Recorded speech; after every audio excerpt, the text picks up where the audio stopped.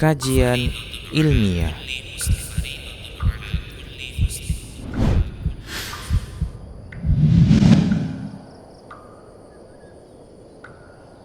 Assalamualaikum warahmatullahi wabarakatuh. Innal hamdalillah nahmaduhu wa nasta'inuhu wa nastaghfiruh wa na'udzu billahi min shururi anfusina wa sayyiati a'malina. May yahdihillahu fahuwal muhtad wa may yudlil falan tajida lahu waliyyan mursyida. Asyhadu an la ilaha illallah wahdahu la syarika lah wa asyhadu anna Muhammadan abduhu wa rasuluh alladzi la nabiyya ba'dah. Wa qala Allah subhanahu wa ta'ala, ya ayyuhalladzina amanu taqullaha haqqa tuqatih wa la tamutunna illa wa antum muslimun. Ya ayyuhalladzina amanu taqullaha wa qulu qawlan sadida yuslih lakum a'malakum wa yaghfir lakum dhunubakum wa may yuti'illaha wa rasulahu faqad faza fawzan 'azima.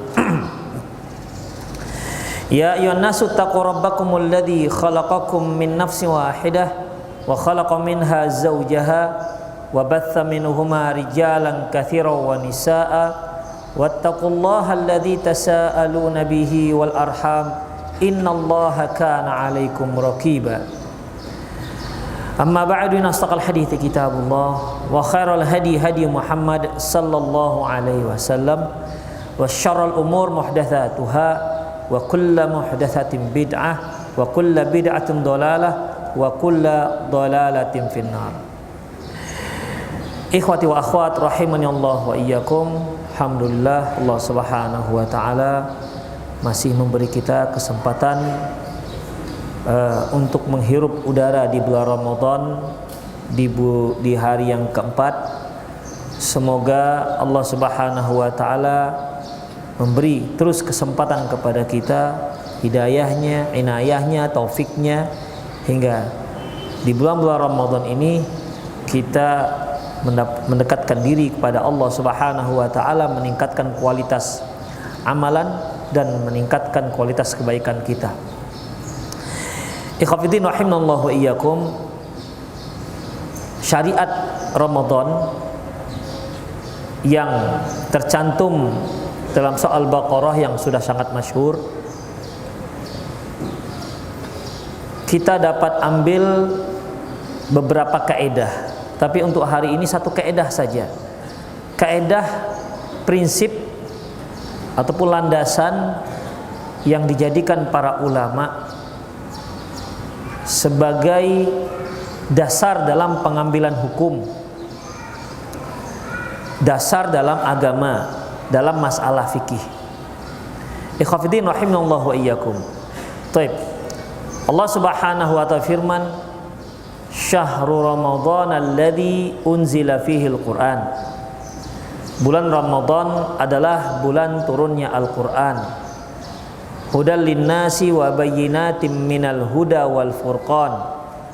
Sebagai hidayah dan sebagai petunjuk, penjelas, dan sebagai furqan, yaitu pembeda antara yang hak dan yang batil. Faman syahida minkumus syahra falyasum. Barang siapa di antara kalian yang menyaksikan bulan, menyaksikan Ramadan, falyasumhu, hendaklah dia laksanakan puasa. Wa man kana maridhan aw ala safarin, tapi barang siapa yang sakit atau dalam keadaan safar, fa iddatum min ayyamin ukhar, gantilah pada hari yang lain. Yuridullahu bikumul yusra wa la yuridu bikumul usra. Allah menginginkan kemudahan untuk kalian, dan sungguh Allah Subhanahu wa ta'ala tidak menginginkan kesulitan dari kalian. Ini merupakan prinsip dasar dalam melaksanakan syariat, yang pada intinya Allah Subhanahu wa ta'ala menurunkan syariat dan itu berfaedah untuk umat manusia bagi siapa yang menjalaninya, apalagi dia jalannya ikhlas, dia akan rasakan bagaimana faedah syariat tersebut. Semua syariat, baik yang rukun Islam maupun syariat-syariat yang lain, semua itu ikhwafiddin, itu ada manfaatnya dan maslahatnya bagi seluruh umat manusia. Setiap yang diperintahkan oleh Allah Subhanahu wa taala atau yang diperintahkan oleh Rasulnya sallallahu alaihi wasallam pasti ada faedah untuk kehidupan umat manusia. Itu pasti. Gak akan mungkin Allah mewajibkan sesuatu lantas setelah dilaksanakan bermudarat terhadap kehidupan manusia. Itu satu hal yang tak mungkin. Karena Allah Subhanahu wa taala telah mengatakan, ya ibadi, dalam sebuah hadis qudsi, ya ibadi inni haramtu dzulman ala nafsi. Wahai hambaku, aku telah haramkan kezaliman terhadap diriku. Makanya fala tadzalamu, jangan kalian saling menzalimi. Allah Subhanahu wa taala tidak pernah menzalimi dan memberikan beban kepada makhluknya di luar kemampuan. Tidak pernah. Wa ma dzalamnahum, kami tak pernah menzalimi mereka. Walakin kanu anfusahum yadhlimun, tapi sebenarnya merekalah yang menzalimi diri mereka sendiri. Ma asaba min musibatin fabima kasabat aydihim wa ya'fu an katsir. Apabila ada yang tertimpa satu musibah, itu gara-gara ulah mereka sendiri. Wa ya'fu an katsir, itu pun Allah memberikan keampunan-keampunan. La yukallifullahu nafsan illa wus'aha, Allah tidak akan memberikan beban kecuali yang sanggup dilakukan oleh manusia. Itulah syariat Allah Subhanahu wa taala. Namun begitupun ikhwafiddin, Allah Subhanahu wa taala berfirman, yuridullahu bikumul yusra wa la yuridu bikumul usra. Allah menginginkan kemudahan bagi kalian, tidak menginginkan kesulitan terhadap diri kalian. Dalam satu kesempatan seorang sahabat datang kepada Rasulullah sallallahu alaihi wasallam, dia berkata, "Ya Rasulullah, halaktu." Ya Rasulullah, celaka aku ini. Beliau berkata, "Ma ahlakak?" Apa yang membuatmu celaka? "Waqa'tu ala ahli." Aku telah hubungan intim dengan istriku. Kata Rasulullah, "Ya sudah, mau bagaimana lagi? Mau bagaimana lagi? Kamu merdekakan hamba." Katanya, "Saya nggak sanggup merdekakan hamba." Itu syariat, ikhwatiddin. Memerdekakan hamba itu syariat. Kemudian, ya sudah, kalau tidak sanggup, berpuasa 2 bulan berturut-turut, turun levelnya. Kalau tidak sanggup, ya berpuasa 2 bulan berturut-turut. Gimana, sanggup nggak? Ternyata sahabat ini nggak sanggup. Yang sebulan saja seperti ini jadinya, konon lagi 2 bulan berturut-turut lagi. Artinya kalau dia laksanakan 1, 2, 3 sampai 59 atau 58, lantas ke 59-nya batal, dia harus ulang dari awal. Sahabat ini merasa tidak sanggup, saya Rasulullah. Ya kalau begitu kamu beri fakir miskin sebanyak 60 orang sebagai penebus kelalaianmu ini. Kata sahabat tadi, "A'ala afqari minni ya Rasulullah, apakah aku berikan sedekah ini kepada orang yang lebih fakir daripadaku ya Rasulullah?" Kata Rasulullah, "Iya." Ternyata sahabat ini nggak sanggup juga. Mengapa demikian?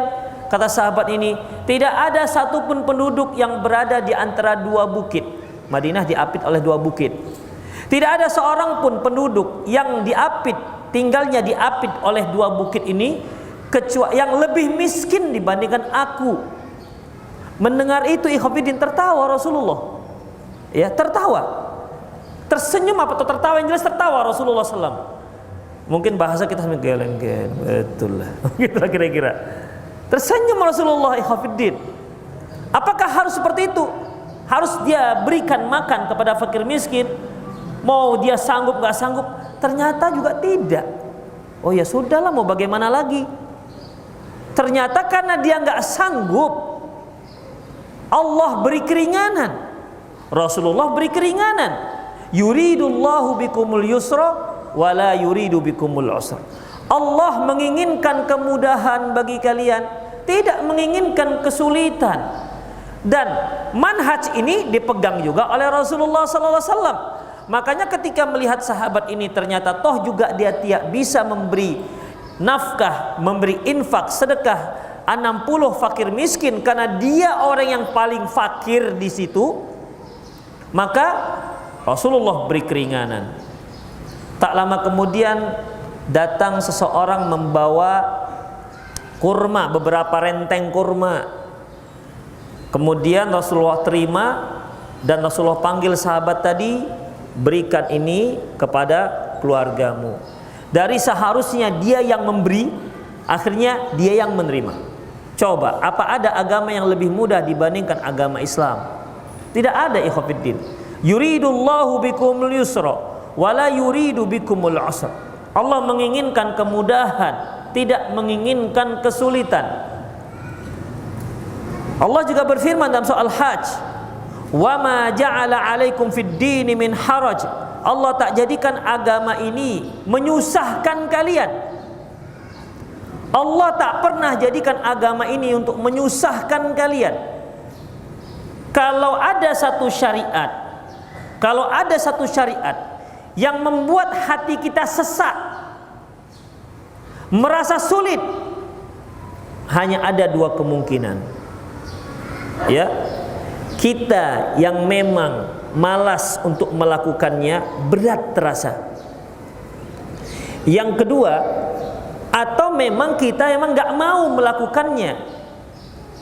Tetapi pada tabiat syariat itu sendiri itu tidak susah. Tidak ada satupun syariat yang susah dilakukan oleh manusia, satu pun tidak ada. Makanya Allah mengatakan, "Wa ma ja'ala 'alaikum fid dini min haraj." Allah tak jadikan agama ini menyusahkan kalian. Al-Hajj ayat 78. Itu prinsip dalam agama, ikhwatiddin. Kemudian Allah Subhanahu wa taala juga firman dalam surah An-Nisa ayat 28. Yuridullahu ayyukhaffifa ankum. Allah itu ingin memberikan keringanan kepada kalian. Kemudian Allah juga mengatakan wa khuliqal insanu dha'ifa. Manusia itu diciptakan dalam keadaan lemah. Kita itu lemah, ikhwatiddin. Makanya Allah sangat faham dengan kita. Allah yang menciptakan kita. Allah yang mengetahui maslahat kita. Allah yang menetapkan aturan-aturan untuk kemaslahatan hidup kita. Makanya orang yang tidak melaksanakan syariat Allah, yang rugi dia sendiri. Dia sedang menjerumuskan dirinya pada kehancuran. Dia sedang merusak kehidupannya karena menyimpang dari aturan Islam. Adapun Allah tidak dia rugikan sedikit pun. Allah nggak merasa rugi. Apa kata Allah Subhanahu wa taala dalam sebuah hadis qudsi? Ya ibadi, law anna awwalakum, law anna insakum wa jinna, law anna awwalakum wa akhirakum, jinnakum wa insakum ala atqa qalbi rajulin minkum ma zada fi mulki syai'a. Wahai hambaku, seandainya orang yang terdahulu sampai yang terakhir digabung dengan manusia dan jin, mereka seluruhnya memiliki keutamaan, memiliki hati yang tertaat, yang paling takwa, sesungguhnya tidak akan menambah kerajaan Allah sedikit pun. Lau anna awwalakum wa akhirakum wa jinnakum wa insakum ala afjari qalbi rajulin minkum. Seandainya orang yang pertama sampai yang terakhir, kemudian manusia dan jin, mereka seluruhnya dari A sampai Z, seluruh mereka memiliki hati dengan hati yang paling buruk. Contohnya semuanya seperti Firaun. Mana qasa fi mulki syai'a, tak akan mengurangi sedikit pun kerajaan Allah. Jadi kalau kita taat itu untuk diri kita sendiri. Kalau kita maksiat untuk diri kita sendiri. Tidak ada yang dirugikan. Yang dia rugikan adalah dirinya sendiri. Ketika dia memberi sedekah, memberikan zakatnya, memang manfaatnya dirasakan orang lain, tapi manfaat yang pertama untuk dirinya sendiri, bukan untuk orang. Ketika dia membunuh orang lain, mungkin terlihatlah ada 1 atau 2 nyawa yang melayang. Yang pertama bermudarat dirinya sendiri, bukan orang yang dia korbankan atau yang dia lenyapkan nyawanya. Yuridullahu bikumul yusra wala yuridu bikumul usra. Allah menginginkan kemudahan bagi kalian, tidak menginginkan kesulitan. Ad-dinu yusrun, agama itu mudah. Ikhwati fiddin rahimani Allah wa iyyakum. Dalam sebuah hadis yang diriwayatkan oleh Imam Bukhari dari Anas bin Malik radhiyallahu anhu, anin Nabi sallallahu alaihi wasallam qala, beliau bersabda, yassiru wala tu'assiru. Permudah, janganlah dipersulit.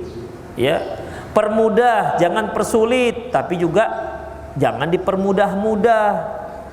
Ya, permudah jangan dipersulit. Permudah di sini distandarisasikan dengan ketetapan syariat. Itu ikhwatiddin, bukan distandarisasikan dengan selera kita. Makanya masih sering kita dengar bahwasanya kalau ada orang yang berjenggot, yang pakai celana cingkrang, akhwat yang pakai jilbab panjang, hitam lagi, tidak usah berlebihanlah dalam melaksanakan agama. Yang sedang-sedang saja, justru itu yang sedang. Jangan salah, itu yang sedang. Yang dia yang terlalu menganggap remeh. Yang berlebihan itu membunuh diri, itu baru berlebihan. Ya. Itu baru berlebihan. Kenapa? Melewati batas bagian atas syariat. Yang ini yang nggak sanggup melakukannya, dia katakan jangan fanatik-fanatik kalilah. Kalau nggak kita yang fanatik dengan agama kita, jadi fanatik dengan agama siapa? Konghucu. Iya, dengan agama kita lah yang fanatik. Gimana kalian nih? Bah. Jadi ikhwatiddin rahimanallahu wa iyyakum. Makanya standarisasinya syariat, bukan selera kita. Kalau selera kita ikhwatiddin, kalau bisa yang nggak ada aturan, bebas. Ya, seperti kambing. Kambing pun ada aturannya. Itu maunya manusia. Kenapa demikian? Itu perintah hawa nafsunya ikhwatiddin rahimani Allah wa iyyakum. Makanya yassiru wala tu'assiru, permudah jangan persulit. Ini standarisasi syariat. Kita harus pahami, harus yakini, camkan dalam dada kita. Semua yang Allah perintahkan kepada kita itu mudah. Itu ikhwatiddin, itu mudah. Pelihara jenggot, apa susah pelihara jenggot? Antum gak usah gubris, sudah panjang sendiri dia. Makanya nggak ada disunahkan juga harus taruh firdaus, pemanjang. Nanti kepanjangan baru tahu antum. Biarkan saja, udah. Tapi Ustadz cuma 3 helai, tidak apa-apa. Itulah sunnah Rasulullah Sallallahu Alaihi Wasallam. Begitu ikhwatiddin, itu aturannya. Ya, jadi mudah dia. Baik. Kemudian tadi beliau mengatakan yassiru wala tu'assiru, permudah jangan persulit. Kemudian dalam hadis yang lain yang diriwayatkan oleh Imam Bukhari dan Muslim, beliau mengatakan innama bu'ithtum muyassirin yassiru wala tu'assiru. Sesungguhnya kalian itu diutus untuk memberi kemudahan, makanya permudah, jangan persulit. Ya, permudah, jangan persulit. Liya'lamal yahud anna dinana si'ah, supaya orang Yahudi itu ngerti, tahu bahwasanya agama kita itu lapang. Karena ikhwatiddin, untuk mengetahui mudah dan tidaknya itu harus ada pembanding. Harus ada pembanding. Kita mengetahui mana orang yang berkulit putih dengan yang berkulit hitam, ya harus ada yang hitam, baru ada yang putih. Harus ada pembanding. Untuk mengetahui mana yang cantik dan mana yang jelek, harus ada pembanding. Gak akan ada orang yang cantik kalau tidak ada yang jelek. Gak akan ada orang yang jelek kalau gak ada yang tampan. Gak akan ada orang yang tinggi kalau gak ada yang rendah. Gak akan ada orang yang gendut kalau nggak ada yang kurus. Makanya monyet, mana pernah mereka membanding-bandingkan, ini monyet ini lebih ganteng dibandingkan ini, kan nggak ada. Karena rata saja. Nggak ada juga. Ini lebih besar kan? Nggak ada juga ikhwatiddin. Kita yang manusia tumbuhnya ada yang cepat, ada yang lambat, konten gitu, susah menyerap vitamin, lambat. Akhirnya sampai sebegitu aja. Tapi hewan yang lain ada besar, begitu. Umumnya rata-rata mereka. Jadi hafidin rahimanallahu wa iyyakum, liya'lamal yahud, untuk mengetahui agama kita itu mudah. Lihat orang agama Yahudi, sulit bagi mereka ikhwatiddin. Di antaranya kalau mereka, baju mereka itu terkena air seni, nggak bisa dicuci, harus digunting. Tuh, coba bayangkan ikhwatiddin, kalau kita seperti itu berapa sudah koleksi celana bolong kita di rumah. Kenapa harus digunting? Kalau wanita mereka sedang haid, nggak boleh kumpul-kumpul dengan keluarganya, harus dibuatkan rumah khusus di belakang, diisolir seperti orang terkena penyakit jiwa. Nggak boleh makan bareng, nggak boleh ngobrol bareng. Kenapa? Dalam keadaan bernajis. Islam enggak. Islam enggak ikhwatiddin, mudah. Apa kata Rasulullah? Isna'u kulla syai'. Silakan kamu lakukan apa saja dengan wanita yang sedang haid, tapi illa nikah. Gak boleh hubungan intim, itu gak boleh. Sisanya silahkan, gak ada masalah. Sama seperti akhwat-akhwat yang lain yang sedang tidak haid, hanya gak boleh lakukan hubungan intim. Itu mudahnya ikhwatiddin. Kata Rasulullah, liya'lamal yahud, agar orang Yahudi itu tahu betapa mudahnya agama kita ini. Anna dinana si'ah, agama kita itu mudah. Kenapa Rasulullah sallallahu alaihi wasallam menyuruh kita untuk sholat pakai sendal? Karena orang-orang Ahlul Kitab tidak boleh kalau mereka sholat pakai sendal. Khaliful Yahud, kata Rasulullah, selisih orang Yahud. Kita silahkan sholat pakai sendal, mau pakai sendal silahkan. Itu ikhwatiddin. Kalau antum mau pakai sendal, pakailah di tempatnya, jangan sembarangan. Jangan karena dapat hadis ini antum pakai sendal masuk ke masjid, baru beli karpet oleh BKM, disandera orang BKM antum. Artinya memang pada dasarnya boleh, tapi kan tempatnya itu ikhwatiddin. Dulu Rasulullah boleh di Masjid Nabawi. Coba antum masuk pakai di Masjid Nabawi pakai sendal. Coba tes. Kalau nggak percaya, apa dibiarkan apa enggak? Nggak dibiarkan ikhwatiddin. Ya, karena tempatnya tidak pas. Tapi pada prinsipnya boleh pakai sendal. Rasulullah ingin menyelisihi orang-orang Yahud. Kenapa rupanya kalau sholat pakai sendal? Gak ada masalah. Misalnya antum lagi camping, berada di sebuah alam terbuka, sementara di bawah ini banyak duri-duri, ya pakai sendal sholatnya, pakai sepatu silahkan. Itu kemudahan. Ad-dinu yusrun, agama itu mudah. Yassiru wala tu'assiru, dan permudah jangan persulit. Coba seandainya gak boleh pakai sendal, kita sholat, sementara kita mau sholat, sementara kita sedang di hutan, gimana cara sholatnya? Ditahankan duri-duri itu. Begitulah ikhwatiddin rahimanallahu wa iyyakum. Ya. Jadi ad-din yusrun, agama kita itu mudah. Imam Muslim rahimahullah berikan syarah terhadap hadis ini. Apa kata beliau? Wa qad kanat umurul Islam fit taklifi ala tadrij. Sesungguhnya dalam pesyariatan Islam itu masalah penetapannya selalu bertingkat, bertahap. Ya, bertahap. Famata yusirru ala dakhili fi ta'ati awil muridi lidukhuli fiha sahulat alaihi. Ketika seorang itu bisa menerima dengan mudah, merasa mudah apa yang dia terima, maka mudah pula dia mengamalkannya. Ketika dia lihat mudah, ternyata dia tertarik dan juga dia akan mengamalkannya ikhwatiddin.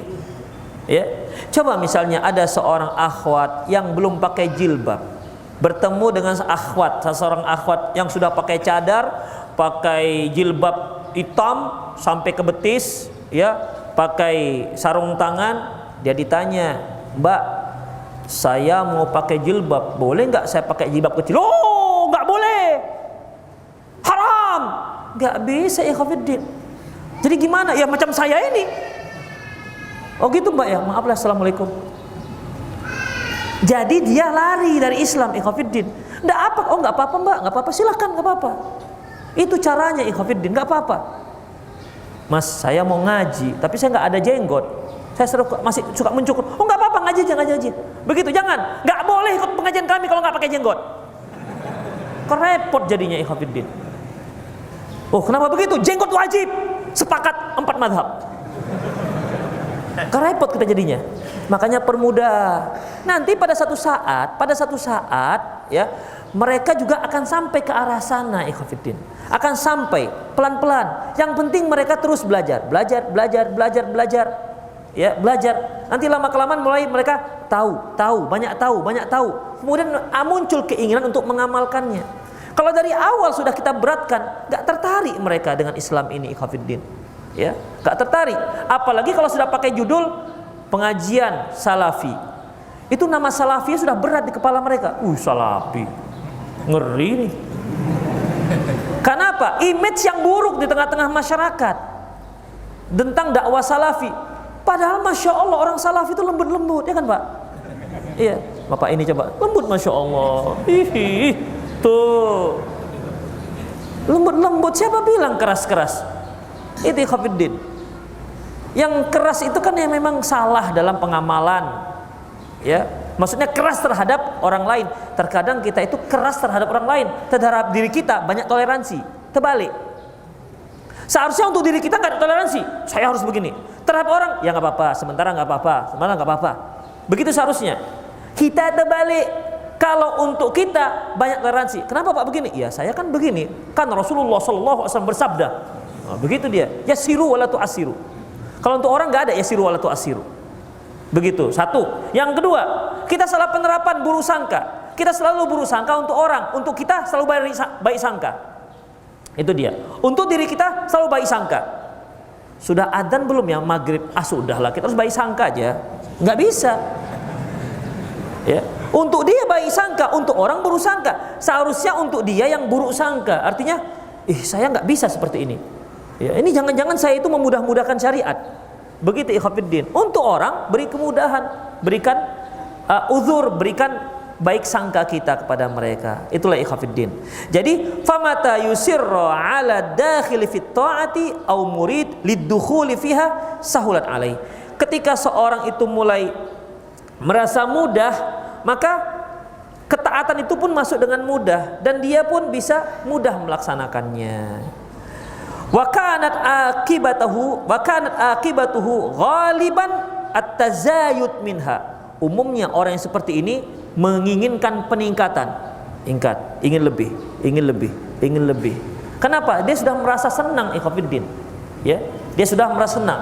Tapi kalau ada orang yang melaksanakan syariat itu dipaksakan, terasa dia sebenarnya nggak sanggup tapi dipaksakan.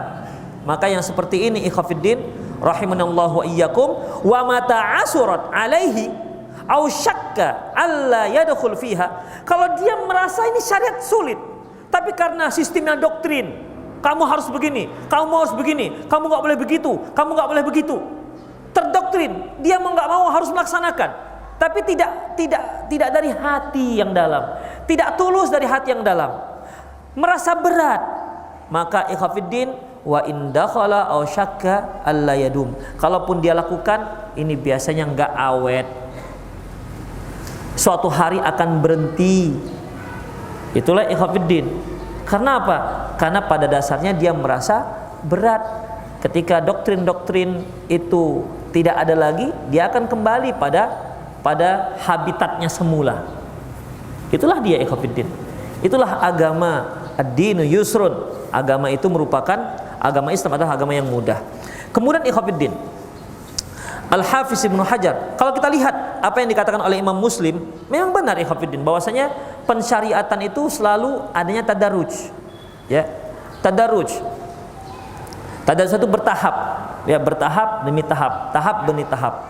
Dan memang dalam memberikan didikan juga bertahap demi bertahap, setahap demi setahap, step by step. Supaya apa? Supaya mantap dia. Ya, supaya mantap, kokoh pondasinya.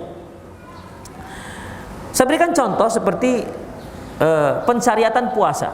Awal-awalnya kan syariat itu adanya yaitu syariat puasa Asyura. Belum ada puasa Ramadan. Dan itu pun awalnya hanya Rasulullah yang melaksanakan. Sebagaimana disebutkan oleh Imam Bukhari dalam sahihnya. Puasa Asyura itu Rasulullah yang mengamalkan, belum ada perintah.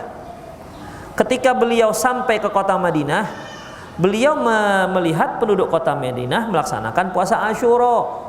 Beliau bertanya, ini kenapa kok orang-orang pada puasa Asyura? Apa alasan mereka? Kata penduduk kota Madinah, faqalu innahu yaumun azim. Ini hari yang sangat agung. Yaumun najjallahu Musa min Fir'aun. Hari di mana Allah menyelamatkan Nabi Musa dari kejaran Fir'aun. Fasama Musa syukran lillah. Akhirnya Nabi Musa pun berpuasa sebagai tanda syukur kepada Allah Subhanahu wa taala. Apa kata Rasulullah? Nahnu ahaqqu bi Musa minhum. Kami lebih berhak terhadap Musa ketimbang mereka. Fasama, lantas beliau pun berpuasa. Wa amaran nas bisyamihi, dan orang-orang pun diperintahkan Rasulullah untuk berpuasa. Sejak itu puasa Asyura menjadi wajib, dan hanya waktu itu 1 hari. Ya, hanya 1 hari. Kemudian setelah itu berubah menjadi 9 dan 10. Dan setelah datangnya kewajiban Ramadan, baru ada puasa sebulan penuh, dan puasa Asyura menjadi puasa sunnah. Setelah yang tadinya dia wajib berubah menjadi sunnah. Itu step by stepnya ya Khafiddin. Demikian juga misalnya masalah pengharaman khamar, itu juga ada step by stepnya. Yang pertama halal, bahkan boleh diperjualbelikan. Yang kedua, pengharamannya yaitu memberikan pertimbangan, mengajak kaum muslimin untuk berfikir. Yas'alunaka 'anil khamri wal maisir. Mereka bertanya kepadamu tentang khamar dan judi. Qul fihima itsmun kabiru wa manafi'u linnas wa itsmuhuma akbaru min naf'ihima. Mereka bertanya kepadamu tentang khamar dan judi. Katakan, khamar dan judi itu ada manfaatnya dan ada dosanya, ada dosa besarnya. Tetapi dosanya lebih besar ketimbang manfaatnya. Tetapi nggak disebutkan di situ haram, enggak. Masih diberikan pertimbangan-pertimbangan. Kemudian ikhwatiddin, tahapan yang jadi pada waktu itu orang masih minum aja. Kemudian disempitkan lagi waktu minumnya. Apa kata Allah Subhanahu wa taala? Ya ayyuhalladzina amanu la taqrabus salata wa antum sukara hatta ta'lamu ma taqulun. Wahai orang beriman, janganlah kamu mendekati salat dalam keadaan mabuk sampai kamu mengetahui apa yang kamu ucapkan. Berarti kalau antara maghrib dengan isya tidak bisa mabuk. Kenapa? Nanti dia begitu masuk isya mabuk, nggak bisa sholat, ya kan? Kemudian antara zuhur dengan asar nggak bisa mabuk, karena dekat waktunya. Antara asar dengan maghrib nggak bisa. Tinggallah hanya 2 waktu, antara isya dengan subuh, subuh ke zuhur. Itu pun kalau dia nggak sholat duha. Semakin sempit hingga akhirnya Allah haramkan sama sekali. Ya, Allah haramkan sama sekali. Ya ayyuhalladzina amanu innamal khamru wal maisir wal ansab wal azlam rijsun najis min amali syaitan, termasuk amalan syaitan. Fajtanibuh, jauhi dia. Itu ikhwatiddin at-tadarruj. Makanya kita juga ikhwatiddin rahimanallahu wa iyyakum, dalam mengajarkan orang lain juga harus pakai tadarruj, step by step. Ya, setahap demi setahap. Ketika orang yang baru masuk Islam, atau dia mau masuk Islam, saya kalau mau masuk Islam Pak, apa yang harus saya lakukan? Syahadat, habis itu sunat. Takut dia, habis syahadat harus sunat. Apa itu sunat? Itulah dipotong lah. Oh susah ya. Itu belakangan aja, nggak apa-apa. Ikhwatiddin, ya, ajari dia sholat. Kan ketika Mu'ad bin Jabal diutus ke negeri Yaman, apa kata Rasulullah? Ya Mu'ad, innaka ta'ti qauman min ahlil kitab, faltakun awwala ma tad'u ila syahadatu an la ilaha illallah. Mu'ad, kamu itu mendatangi ahli kitab. Yang pertama kamu dakwai adalah syahadat. Fa inhum ata'uka dzalika fa'allimhum anna Allah qad iftarada 'alaihim 5 salawat. Kalau mereka taati, ajarkan. Ini kan step namanya. Sudah dia syahadat, ajarkan mereka salat. Itu dia. Bukan sunat. Bukan khitan, sholat dulu ikhwatiddin. Sholat dia, fa inhum ata'uka dzalika fa'alimhum anna Allah qad iftarada 'alaihim as-sadaqat tu'khadhu min aghniyaihim wa turaddu ila fuqaraihim. Ajarkan itu juga kepada mereka. Kalau mereka sudah taati sholat, ajarkan kepada mereka Allah mewajibkan zakat, diambil dari orang kaya, dibagi-bagian ke orang miskin. Itu ikhwatiddin. Itu namanya step by step, ya. Taib ikhwatiddin rahimanallahu wa iyyakum. Al-Hafiz Ibnu Hajar Asqalani dalam kitabnya Fathul Bari dikatakan ad-dinul Islam dzu yusrin, agama Islam itu mudah. Au summiyad din yusran mubalaghatan li binisbati ila adyan qablahu. Dikatakan agama itu mudah, agama Islam itu mudah, yaitu sebagai pengetahuan bagi kita bahwasanya lebih mudah jika dibandingkan dengan agama-agama sebelumnya, yaitu agama Yahudi, agama Nasrani, lebih mudah. Contohnya ikhwatiddin, ketika kita seorang yang muslim bertaubat dari dosa besar, cukup dia pertama al-iqla', yaitu menghentikan perbuatan dosanya. Yang kedua an-nadam, yaitu menyesal. Yang ketiga apa lagi?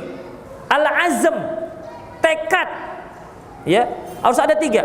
Al-iqla', al-azm dan apa lagi tadi?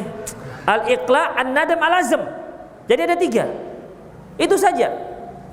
Tapi coba kita lihat bagaimana tobatnya umat Nabi Musa. Nabi Musa mengatakan, ya qaumi innakum dhalamtum anfusakum bittikhadikumul ijla fatubu ila bari'ikum faqtulu anfusakum dzalikum khairul lakum inda bari'ikum fataba 'alaikum. Wahai kaumku, kalian itu sudah menzalimi diri kalian. Kenapa? Kalian sudah mengambil anak sapi sebagai Tuhan. Oleh karena itu bertaubatlah kalian kepada Tuhan kalian dengan cara bunuh diri kalian. Faqtulu anfusakum, bunuh diri kalian. Dzalikum khairul lakum, itu lebih baik untuk kalian inda ba'rikum, di sisi Allah. Fataba 'alaikum, agar Allah Subhanahu wa taala memberi kalian taubatnya. Islam tidak sampai seperti itu ikhwatiddin. Kalau kita mau hijrah enggak perlu pakai bunuh diri. Ya, enggak perlu pakai bunuh diri. Cukup syarat-syaratnya kita menyesal, tidak akan mengulangi lagi, ya, dan kita sudah tekad untuk melakukan yang terbaik. Kemudian ikhwatiddin rahimanallahu wa iyyakum. Dari Ibnu Abbas radhiyallahu anhu, dzukira li Rasul sallam rajulun min bani Israil hamala silah ala atiqi fi sabilillah alfa syahrin. Dari Ibnu Abbas bahwasanya diceritakan kepada Rasulullah sallallahu alaihi wasallam seorang Bani Israil yang dia itu perang terus perang di jalan Allah selama 1000 bulan. 1000 bulan berapa tahun? Ada sekitar 88 tahun. Ya, sekitar gitulah 80-an tahun. Itu perang semua. Kemudian fa'ajaba Rasulullah sallallahu alaihi wasallam lidzalika fatamanna dzalika li ummatihi. Lantas Rasulullah sangat takjub dengan orang ini, ya, dan beliau berharap itu juga diberikan kepada umatnya. Faqala ya Rabbi ja'alta ummati aqsarul umam a'maran. Rasulullah berdoa, ya Allah, Engkau telah jadikan umur umatku itu lebih pendek dibandingkan umat yang lalu. Kalau yang lalu itu panjang-panjang umurnya ya ikhwatiddin. Ya, perangnya aja 88 tahun. Ya tentu kan ada masa kecil, masa enggak perang. Masa jompo ada. Itu perangnya aja. Usia umat Rasulullah 60 tahun, sekitar 60 tahun. Engkau jadikan usia umatku itu pendek, wa aqallu amalan, dan amalnya juga otomatis sedikit. Fa'atahu Allah Lailatul Qadar. Lantas Allah berikan kepada umat Rasulullah Lailatul Qadar. Bayangkan ikhwatiddin, dengan beramal soleh di Lailatul Qadar itu bisa melampaui amalan orang-orang yang terdahulu. Coba, gimana enggak sayangnya Allah Subhanahu wa taala kepada umat Rasulullah sallallahu alaihi wasallam. Masalahnya kita yang enggak tahu disayang. Itu ikhwatiddin. Kita yang enggak tahu disayang. Begitu hebatnya Allah Subhanahu wa taala memberikan rahmatnya kepada umat Rasulullah sallallahu alaihi wasallam. Dalam sebuah hadis, Rasulullah sallallahu alaihi wasallam bersabda kepada para sahabatnya dalam sebuah hadis kudusi, ya. Kata Allah, "Ya Adam, keluarkan 1000 dari kalanganmu, umatmu, kemudian 999 masuk neraka, yang hanya 1 masuk surga." Para sahabat pun mendengar hadis ini, fashtaddu alaihim, merasa cemas. Bagaimana mungkin persaingan surga 1 banding 999? Sampai para sahabat bertanya, "Ya Rasulullah, yang bagaimana nih bentuk orangnya, karakter orangnya? Sampai hanya 1 dia yang orang yang beruntung. Dia orang yang beruntung dimasukkan Allah ke dalam surga, sementara yang lain malang. Kok bisa? Yang mana ini?" Kata Rasulullah yang membuat menyejukkan hati para sahabat, "Sesungguhnya perbandingkan kalian, jumlah kalian dengan Ya'jud dan Ma'jud 1 banding 1000. Oh, begitu maksudnya. Apa kata beliau? "Inni la arju an takuna syatru ahlil jannah." Kata beliau, sesungguhnya aku berharap kalian itu merupakan setengah penduduk surga. Maka para sahabat pun fahamidna wa kabbarna, kami alhamdulillah Allahu akbar. Itu spontan ya. Para sahabat, alhamdulillah Allah akbar, nggak disuruh-suruh dainya, takbir, takbir, nggak disuruh-suruh, nggak disuruh-suruh. Itu spontan, zikir spontan. Ya, jadi fahamidna wa kabbarna, kami pun bertakbir. Itu spontan ikhwatiddin. Para sahabat kalau dia melihat sesuatu yang menakjubkan, subhanallah begitu, nggak disuruh, subhanallah, subhanallah, subhanallah, nggak, sudah spontan dia. Kemudian ikhwatiddin, wa inni la arju, sesungguhnya aku berharap bahwasanya kalian itu adalah 2/3 penduduk surga. Kami semakin semangat. Itu kan sayangnya ikhwatiddin. Dan kata beliau bahwasanya sesungguhnya penisbatan kalian dengan umat-umat yang lain ibarat 1 bulu warna putih di atas di kulit lembu yang warna hitam. 1 bulu putih itu adalah kaum muslimin, umat Rasulullah. Sisanya umat-umat yang lain. Dan itu pun setengah penduduk surga. Coba bayangkan. Jadi kalau kita kaum muslimin, besar kemungkinan menjadi penduduk surga itu, sangat besar kemungkinan. Dengan rahmat Allah Subhanahu wa taala dibandingkan dengan umat-umat yang sebelum kita. Ramadan ini hafidin merupakan faktor terbesar yang memasukkan seorang ke dalam surga. Futihat abwabul jannah wa ghulqat abwabun nar. Dibukakan pintu surga, ditutup pintu neraka. Pintu neraka 7, tutup semua. Pintu surga 8, buka semua.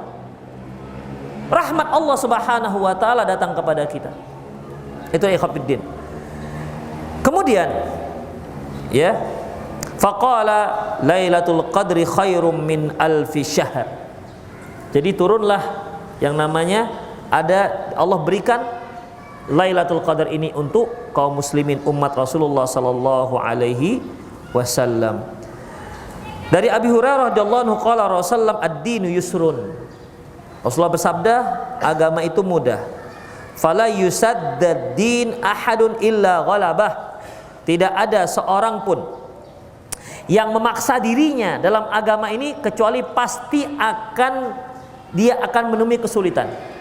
Kalau dia paksa dirinya pasti akan menemukan kesulitan. Walakin faqaribu wa abshiru wasta'inu bil ghuduti wa rauhati wa syai' min dujlah. Oleh karena teguhlah ya dalam beramal, dekatilah dan dekati kesempurnaan, terimalah kabar gembira yang bermanfaat. Manfaatkanlah waktu pagi dan waktu di akhir malam. Itulah ya khafidin rahimani Allah wa iyyakum. Jadi lagi-lagi di sini menyebutkan agama itu mudah. Juga sebuah hadis yang sangat tenar, yaitu 3 orang yang datang kepada Aisyah radhiyallahu anha. Mereka bertanya tentang bagaimana ibadah Rasulullah sallallahu alaihi wasallam, sehingga mereka merasa ini kalau diterapkan kepada diri kita nggak pas. Salah seorang di antara mereka mengatakan, wallahi inni la asumu wa la uftir. Demi Allah, aku itu akan senantiasa berpuasa dan tidak akan berbuka. Itu diantaranya. Memang syariatnya puasa, tapi apa yang dia lakukan melebihi standar yang paling atas. Karena Rasulullah SAW melarang puasa seperti itu. Dalam sebuah hadis ikhwatiddin rahimani Allah wa iyyakum, seorang sahabat, ya, seorang bersahabat yang bernama Abdullah bin Amr bin As. Ini sahabat terkenal ahlu ibadah, ya. Terkenal sahabat ini sebagai ahli ibadah. Apa katanya? Akhbaran Nabi sallam inni aqul ukhbiran Nabi sallam inni aqul wallahi la asumanna an-nahar wal aqumanna al-lail ma ishtu. Sampai kepada Rasulullah beritanya bahwasanya Amr bin As mengatakan, demi Allah aku akan puasa terus dan akan sholat terus satu malam suntuk selama hayat di kandung badan, begitu. Jadi hari ini puasa, besok puasa, terus puasa. Malamnya nggak tidur, sholat aja terus dari isya sampai subuh, begitu terusnya. Ma'ishtu, selama hayat di kandung badan. Sampai kepada Rasulullah. Faqala Rasulullah, antal ladzi taqulu dzalik.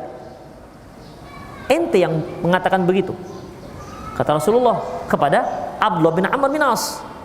Kemudian qultu lahu, aku katakan, laqad qultu bi abi wa ummi. Benar Rasulullah, aku yang mengucapkan. Qal, apa kata beliau? Fa innaka la tastati'u dzalik. Kamu enggak akan sanggup. Jadi bagaimana? Fasum wa aftir. Puasalah dan berbukalah. Wasum min syahri salasati ayyam.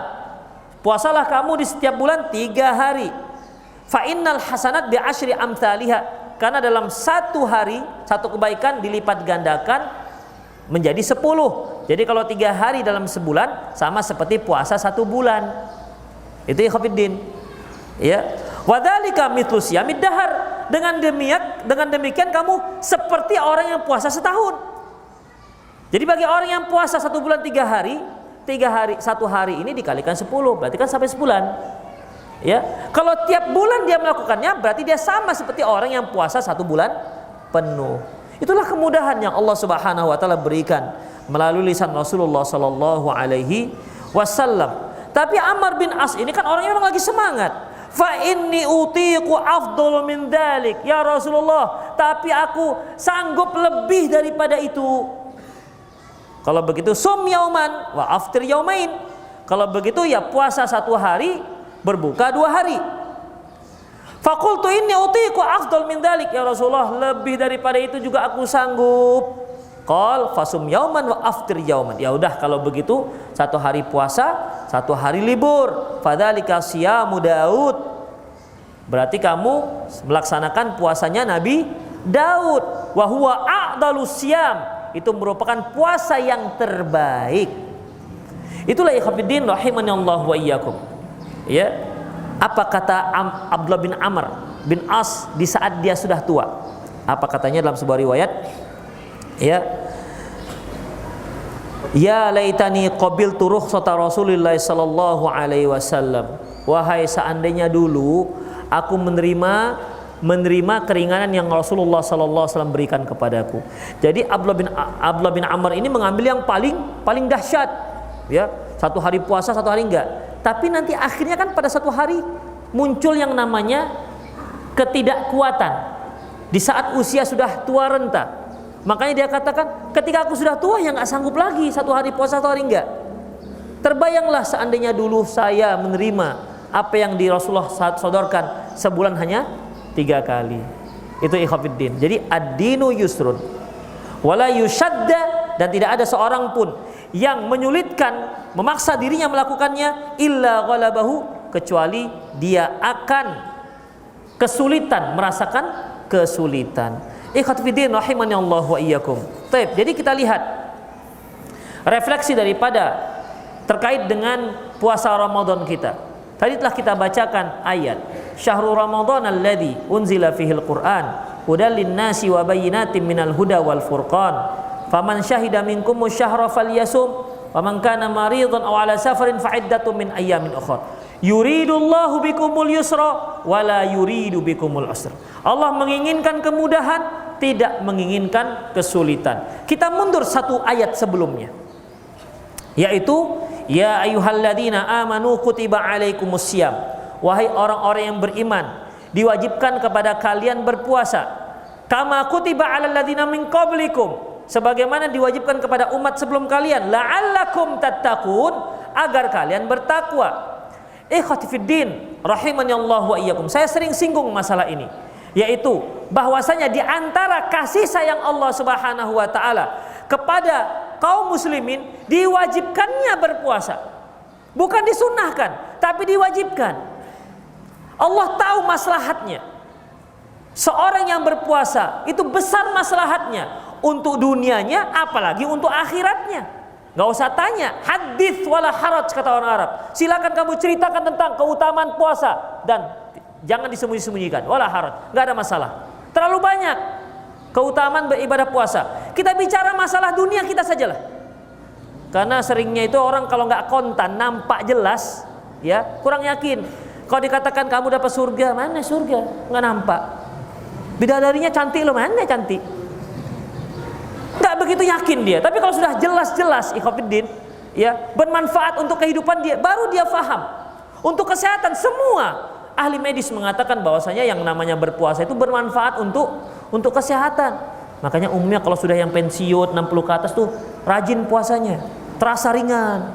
Tapi kalau bagi kita ikhwan seperti ini kan masa pertumbuhan, ya masa pertumbuhan itu masih doyan makan, ya. Demikian ikhwatiddin, terasa kesehatannya, terasa lebih sehat. Kalau yang pemuda-pemuda ini juga memang harus disuruh puasa. Supaya apa? Gejolaknya itu tidak membara. Ini bahaya kalau membara-bara seperti ini. Suruh dia puasa. Itu ikhwatiddin, supaya sehat. Makanya orang Arab mengatakan sumu tasihu, puasa kalian supaya kalian sehat. Dan memang betul, orang yang berpuasa itu sehat. Yang sering berpuasa sehat. Dia akan rasakan efeknya dalam kehidupannya, terasa ringan badannya. Ya, apalagi kalau ibu-ibu yang bermasalah dalam berat badan. Masya Allah, puasa itu salah satu solusi yang bagus. Tapi niatkan ibadah, ya, itu ikhwatiddin. Itulah dia manfaat puasa, terasa. Nah sekarang karena Allah Subhanahu wa taala tahu dan faham manfaatnya puasa, makanya Allah wajibkan, diwajibkan. Coba kalau seandainya Allah katakan disunnahkan pada kalian puasa, berapa orang yang melaksanakan?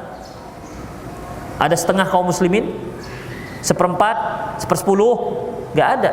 Kenapa nggak puasa Pak? Sunnah aja kok, sunnah kok. Iya. Ini kalau nggak diwajibkan nggak banyak melakukan, tapi kalau diwajibkan baru semua melakukan. Itu ikhwatiddin, ya macam anak kita, ya anak kita ini sering saya berikan suatu permisalan. Anak kita, nah habis pulang sekolah, cuci kaki, mandi, tidur. Nanti setelah itu sholat, habis itu makan, habis itu silakan main, tapi sampai jam sekian, nggak boleh lewat. Setelah itu pulang, mandi, belajar. Anak-anak mana suka diatur seperti ini? Maunya mereka main, begitu bangun tidur main. Bahkan banyak yang nggak ingat makan, saking asyiknya main. Ya saking asyiknya main. Apalagi dikasih jajan, dibekali bontot, pulang malam dia. Udah main sambil makan. Itu ikhwatiddin. Jadi anak-anak itu sebenarnya bisa dialihkan rasa laparnya dengan mainan. Makanya pada zaman Rasulullah SAW, sebagaimana dalam riwayat Rabi binti Muawwidh, kunna nusawi musibyanana fanaj'al lahu lu'batan minal ahid. Kami mengajarkan anak-anak kami berpuasa, kami berikan mereka, buatkan untuk mereka boneka dari bulu. Fa idza baka an dzalik, kalau mereka menangis, a'tainah, kami berikan di boneka supaya dia main. Anak-anak itu kalau asyik main lupa laparnya. Itu ikhwatiddin. Ya, jangankan anak-anak, bapak-bapak aja kalau asyik main, ya lupa dia makan, lupa istri juga. Itu ikhwatiddin. Itu dia caranya, itu dia. Jadi anak-anak tidak suka, tapi kalau kita biarkan mereka sesuai dengan kehendaknya, mau jadi apa dia nanti? Asik main aja kerjanya. Kita sebagai orang dewasa tahu, apalagi orang tuanya, Kamu harus begini nak. Begitu ikhwatiddin. Demikian juga Allah Subhanahu wa taala yang mengetahui maslahat kita, diwajibkan kepada kita puasa. Ingat ikhwatiddin, kama kutiba 'alal ladzina min qablikum, sebagaimana diwajibkan kepada umat sebelum kalian.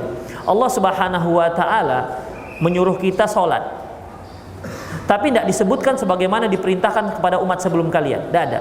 Padahal sebelumnya sudah ada sholat.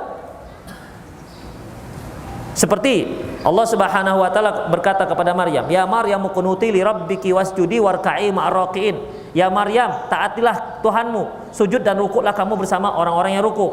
Berarti ada salat. Zaman Nabi Musa, apa kata Allah Subhanahu wa taala dalam surat Thaha? Ya.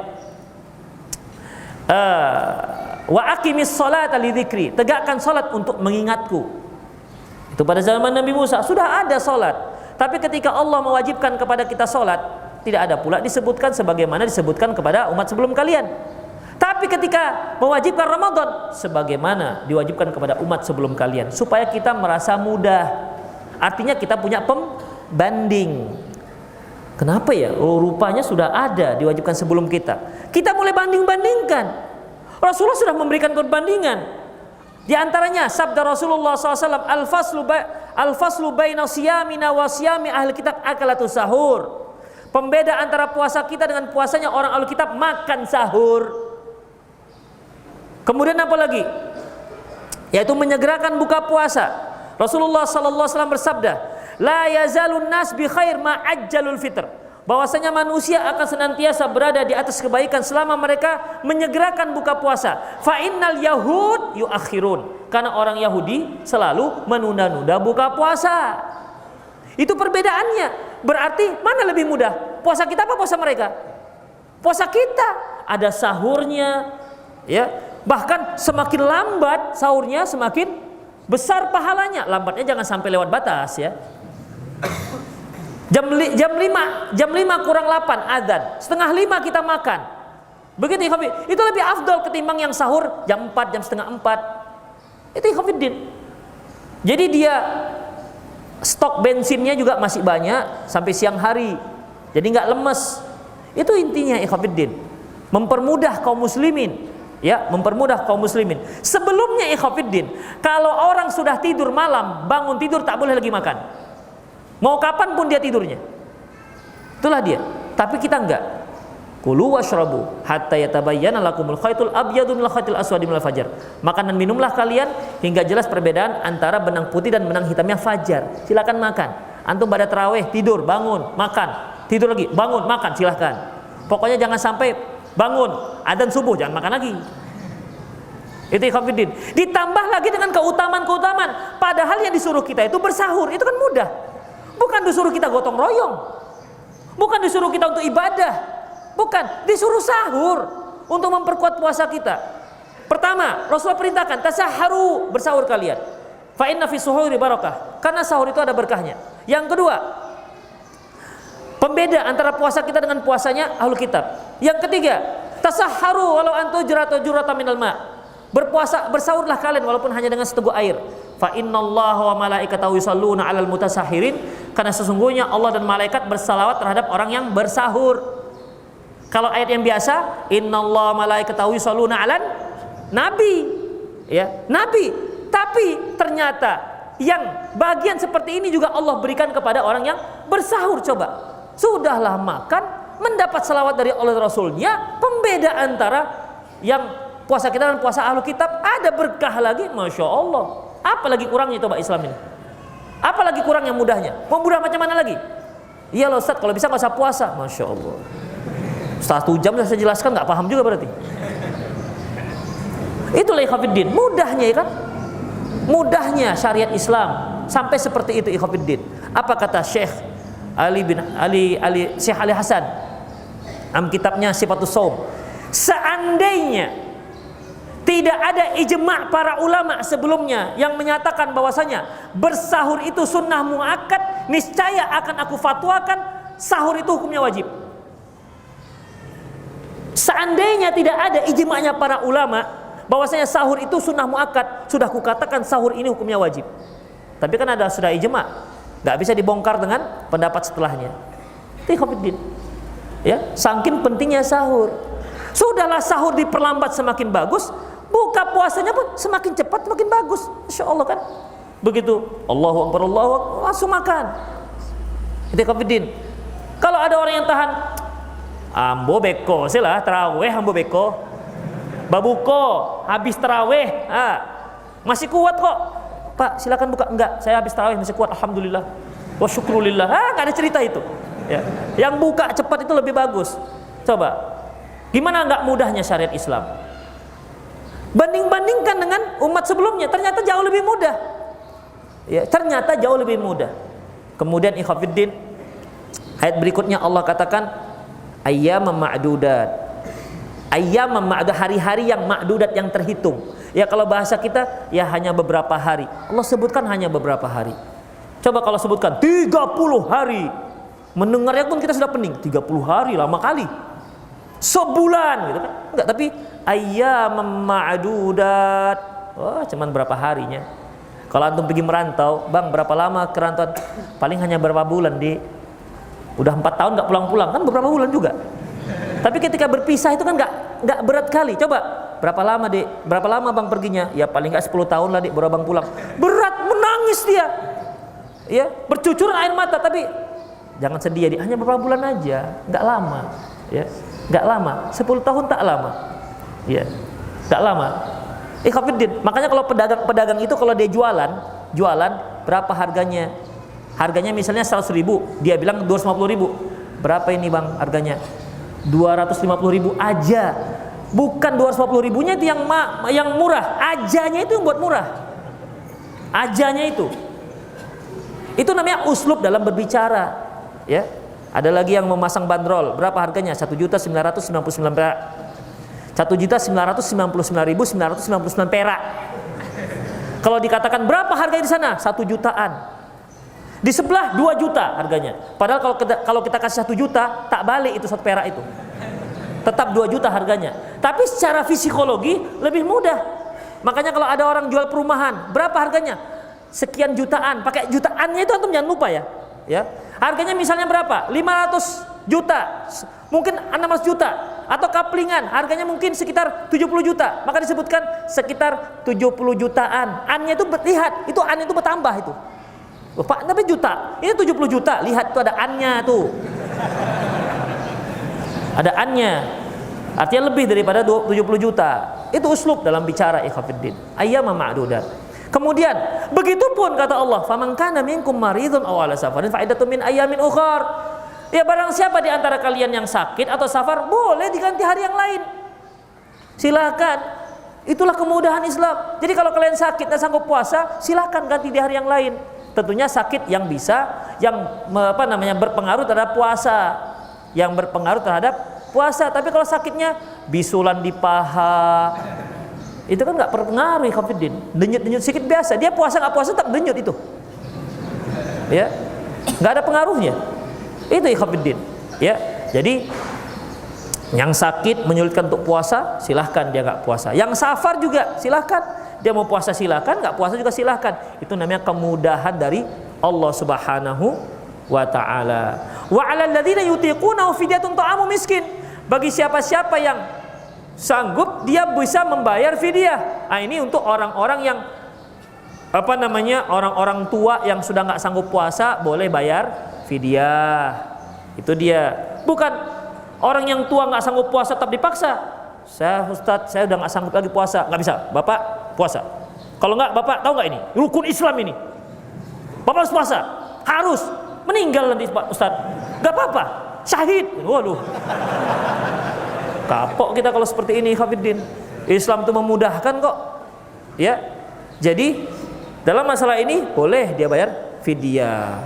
Wanita yang hamil termasuk juga. Wanita yang menyusui juga termasuk, sebagaimana yang dikatakan oleh Abdullah bin Umar dan Ibnu Abbas radhiyallahu anhuma. Itu ikhwafiddin. Wanita yang hamil boleh bayar fidyah, silahkan. Itulah kemudahan-kemudahan, satu kaedah kemudian diberikan Allah, dan satu kaedah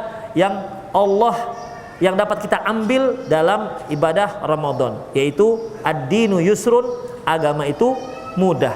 Yuridullahu bikumul yusra wala yuridu bikumul usra. Allah menginginkan kemudahan bagi kalian, dan Allah tak ingin menyulitkan kalian.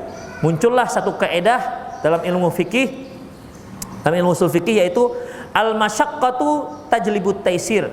Sesuatu yang menyulitkan itu akan dimudahkan oleh syariat. Itu ikhwatiddin. Tapi ingat sekali lagi, bukan berarti dimudah-mudahkan. Memang kita betul-betul tidak sanggup, pasti akan ada kemudahan. Demikianlah ikhwatiddin rahimani Allah wa iyyakum. Semoga sedikit yang disampaikan tadi bermanfaat. Aqulu qouli hadza wa astaghfirullah li wa lakum wa lisal muslimin innahu al-ghafurur rahim.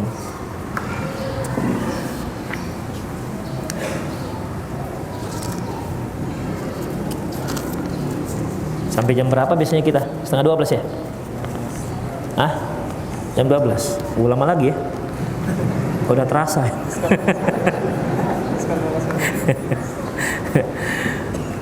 Mudahkanlah.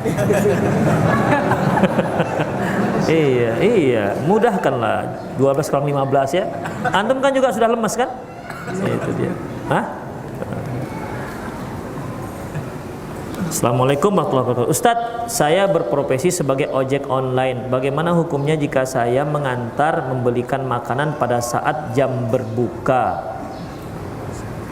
Ya nggak ada masalah, ikhwatiddin. Jam berbukanya ini kan termasuk ta'awun 'alal birri wat taqwa.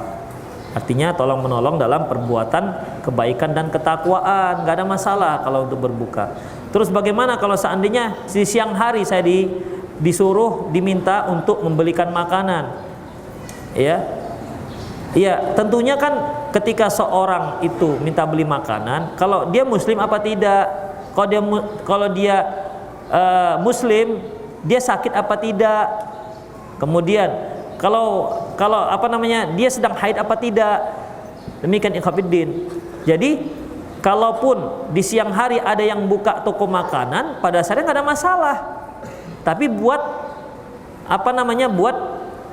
aturan menerima orang-orang yang sakit, non muslim, dan yang wanita haid dan nifas.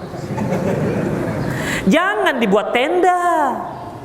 Akhirnya tenda itu ada yang panjang, ada yang setengah, ada yang sebetis. Jadi nampak kaki semua di situ. Ini kok banyak peminatnya di dalam. Jangan sediakan makan di situ, ikhwatiddin. Ya, kalau memang mau jual makanan juga, itu ikhwatiddin. Ya pada dasarnya kalaupun dia jualannya di sore hari, banyak juga orang nggak puasa beli. Kan mana tahu, kan nggak mungkin. Pak mau beli pak bawannya, puasa nggak pak? Enggak, celuh. Kan enggak juga kan. Jadi tetap dibeli juga. Jadi itu ikhwatiddin. Ya, kalau kita tahu, ya diminimalkan kemaksiatan yang terkait dengan kita. Bagaimana hukumnya jika Anda mengantarkan orang Nasrani menuju tempat ibadah? Jangan diantar. Kalau antum mengantarkan berarti antum mengantarkan dia berbuat syirik. Ya memang itu dia, ya udah, nggak boleh. Karena bagaimanapun ikhwatiddin, setiap usaha itu ada resikonya. Ada resikonya. Ya, setiap usaha itu ada resikonya. Dan juga seperti ini, kalau ojek online ada resikonya yang seperti ini. Jadi ya dia harus pandai-pandailah ya membawakan ojeknya. Tapi Ustadz ada juga ini, boleh nggak saya antarkan ke majelis taklim? Ya, tanya dulu yang antum antarkan siapa, akhwat apa enggak? Jangan Ustadz majelis taklim tapi akhwat, nggak boleh juga akhirnya kan. Tapi dia berani bayar mahal loh Ustadz. Itu dia. Bahkan waktu saya bonceng dia suruh, bang jangan lupa baca doanya bang. Tetap nggak boleh. Tetap nggak boleh. Mau bertanya Ustaz, apabila kita datang ke masjid pada salat subuh, ternyata salat subuh sudah didirikan, apakah kita boleh mengqadha salat sunnah sebelum subuh setelah subuh karena besarnya fadilah? Boleh. Ada seorang sahabat yang salat habis subuh 2 rakaat. Lantas Rasulullah menepuk bahunya. Salat subuh itu hanya 2 rakaat, kata Rasulullah. Sahabat ini katakan, ya Rasulullah, tadi saya belum sholat sunnah subuh dan sekarang saya lakukan. Lantas apa reaksi Rasulullah? Rasulullah diam aja. dan membiarkan sahabat tersebut sholat, berarti boleh.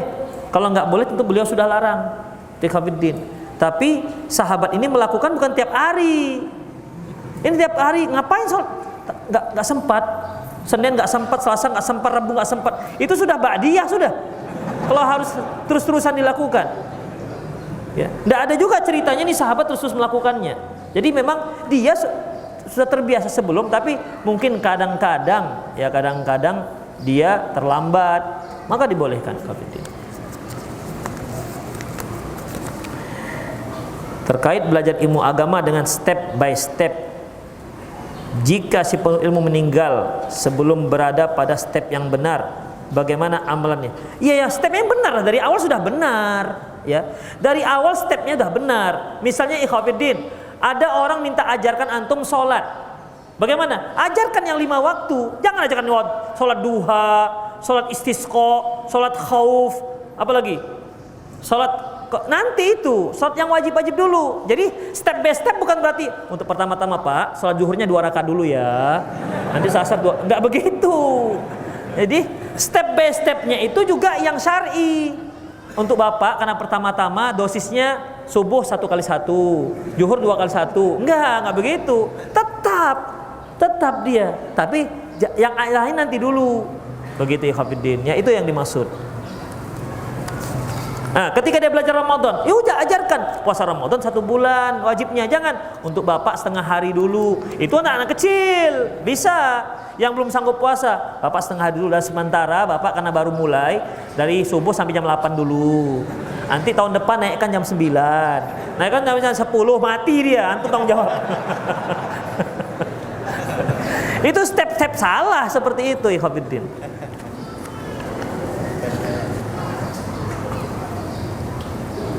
Ana doakan antum diberi kesehatan, alhamdulillah. Kelapangan rezeki, alhamdulillah, amin ya Allah. Apakah jodoh itu harus dicari? Ikhwatiddin, jodoh itu merupakan anugerah yang Allah Subhanahu wa taala berikan kepada kita. Anugerah, nikmat. Ya, anugerah rezeki yang Allah berikan. Tapi kalau kita mau mencari rezeki, mau mendapatkan rezeki, kita duduk berpangku tangan di rumah atau bagaimana? Atau ongkang-ongkang kaki di rumah. Kalau Allah Subhanahu wa taala nyatakan mudah jodoh saya, maka akan mudah. Dia datang sendiri, datang dia, Bang, suka nggak dengan saya, Bang?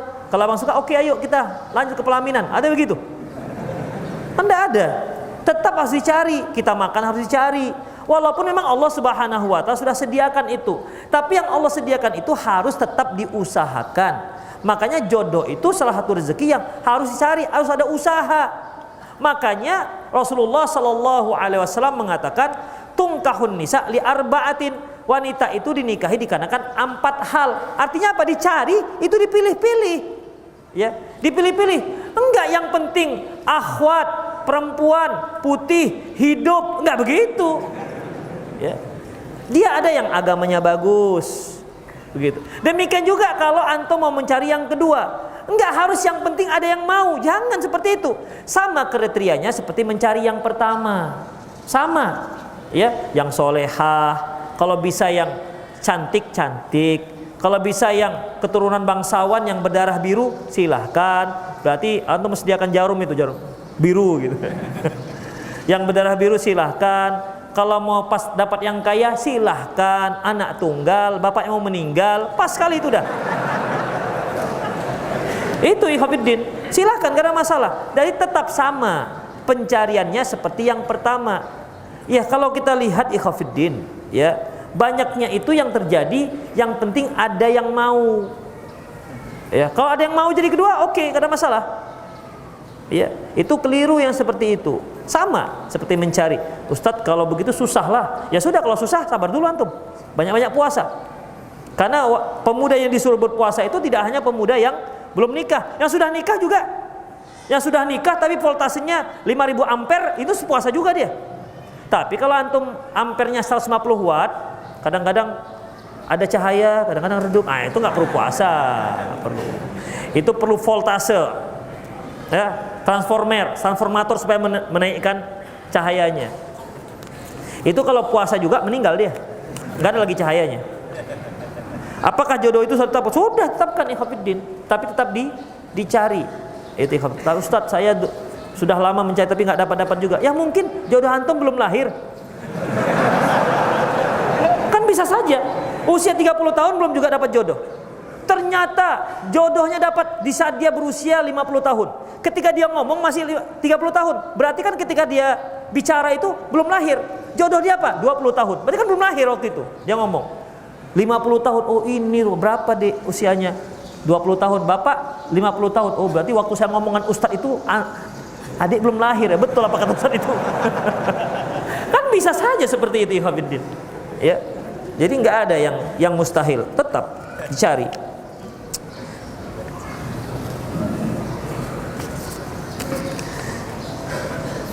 Bagaimana cara membayar fidyah? Sayang sunnah. Bayar fidyah ada dua cara. Dengan memberikan makan fakir miskin. 1 kali makan kenyang. Ya, dengan makanan standar yang biasa kita makan. Kalau dia biasa makan pakai rendang ya dia kasih juga rendangnya. Jangan dia makannya pakai rendang. Untuk bayar fidyah dia cari ikan sepat itu yang digoreng. Jangan ya. Jadi standarkan dengan makanan yang biasa dia makan. Dan itu 1 kali makan, bukan 1 hari makan. Ingat, 1 kali makan, bukan 1 hari makan. Karena ada masjid yang bayar fidyah itu 1 hari makan katanya. Jadi 1 hari puasa yang ditinggalkan dikalikan 3 kali makan. Karena di Medan orang 3 kali makan. Kalau di tempat nanti ada 5 kali makan, kita nggak tahu, berarti kali 5 dia. Jadi ini 1 kali makan. Atau dia bayar dengan makanan pokok, ya, yaitu 1 sok. Itu sekitar ya setengah daripada zakat fitrah. Ya, setengah daripada zakat fitrah. Bayar makanan. Boleh dia bagi-bagikan atau boleh dia sekaligus mengundang orang fakir miskin yang 30 orang langsung, boleh silakan. Dan nggak boleh dibayar dengan uang. Karena Allah mengatakan wa 'alal ladzina yutiqunahu fidyah ta'amu miskin, makanan untuk orang miskin, bukan fulus, bukan dinar dan bukan dirham. Ustadz, saya pernah dengar bahwasanya belajar adab dulu sebelum ilmu. Bukankah belajar adab juga dengan ilmu? Iya ikhwatiddin, maksudnya belajar adab ini bagaimana tata krama kita ya terhadap guru, terhadap sama kaum muslimin, dan itu pun adabnya adab yang berilmu. Ya, adabnya berilmu artinya adab syar'i, adab syariah begitu. Bukan adab-adab yang dinisbatkan kepada dinisbatkan kepada adat. Nanti kalau adab tersebut dinisbatkan kepada adat istiadat, nanti ada adab tersebut dilarang dalam Islam. Dianjurkan dalam syariat. Itu ikhwatiddin. Jadi tetap adab itu pun perlu ilmu. Ustaz, apakah sama pahala yang didapati ketika sholat di masjid yang belum selesai pembangunannya dengan sholat di masjid yang sudah selesai menggunakan kaum muslimin? Sama, ya, sama.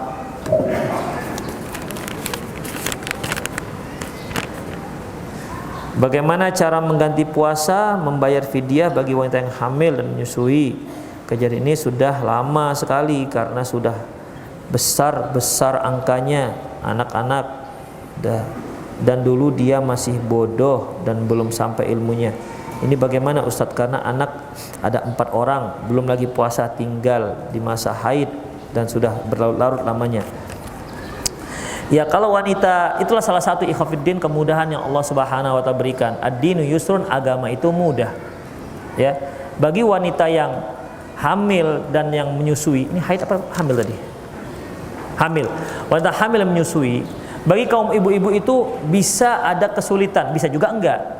Apalagi ibu-ibu yang memang dia tuh subur, suami istri subur. Menikah dia bulan Muharram.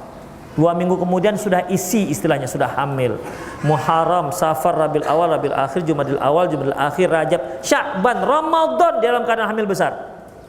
Ya, Syawal lahir. Dah. Syawal lahir. Haidnya Syawal, habis Syawal apa? Dzulqa'dah. Masuklah Zulhijjah sudah suci dia misalnya. Suci dia sebulan. Rencana mau menyusui anaknya 2 tahun. Tapi qadarullah masyafa'ala masih seminggu dah. Bang, isi lagi bang. Ya sudah, lanjut. Ya. Jadi Zulqa'dah, Zulhijjah, dah. Zulhijjah, Muharram, Safar, Rabiul Awwal, Rabiul Akhir, Jumadil Awal, Rajab, Sya'ban, hamil lagi. Apa namanya, melahirkan lagi? Udah 2 tahun. Ya. Itu anak kedua. Anak kedua seringnya itu nggak sengaja. Gitu istilah mereka, nggak sengaja. Namanya juga lagi baru menikah, jadi masih hot-hotnya. Kemudian, oke lah, lahirlah di bulan Sya'ban. Udah 2 tahun ya, udah 2 puasa itu nggak puasa. Udah 2 puasa. Taib. Anak ketiga sudah mulai terkendali. Sya'ban, Ramadan dia nggak bisa puasa juga kan? Nggak bisa.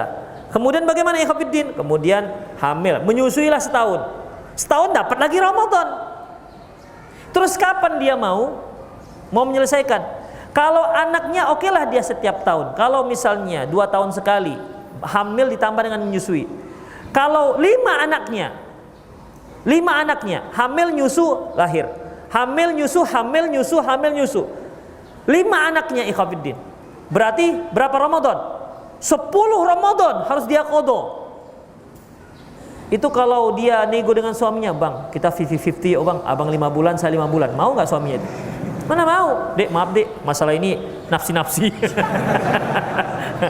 Makanya ikhwatiddin, untuk wanita hamil tuh bayar fidyah, ya bayar fidyah. Syekh Muhammad Nasir Al-Albani ketika ditanyakan masalah ini, apa kata beliau? Adapun yang mengatakan memberikan sebab hukum kalau dia bermudarat untuk dirinya dan anaknya, ini hanya illah hukum, sebab hukum yang disebut-sebut oleh para ahli fikih. Tidak ada sebab-sebab seperti ini dalam sunnah Rasulullah SAW, kata beliau. Ya, sebab-sebab akan memudaratkan dirinya ataukah anaknya, ini orang-orang ahli fikih yang mengatakan, tapi nggak disebutkan sebab ini dalam hadis Rasulullah SAW. Jadi wanita hamil dan wanita menyusui bayar fidyah. Memang secara masyhur ikhwatiddin, mazhab yang masyhur itu 3. Yang pertama mazhab Imam Syafi'i dan Imam Maliki yang menyatakan bahwasanya orang seperti ini dia harus fidyah dan mengqadha.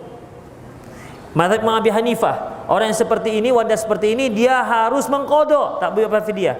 Tapi kalau pendapat Ibnu Abbas dan Ibnu Umar radhiyallahu anhuma, cukup bayar fidyah. Allahu a'lam bishawab.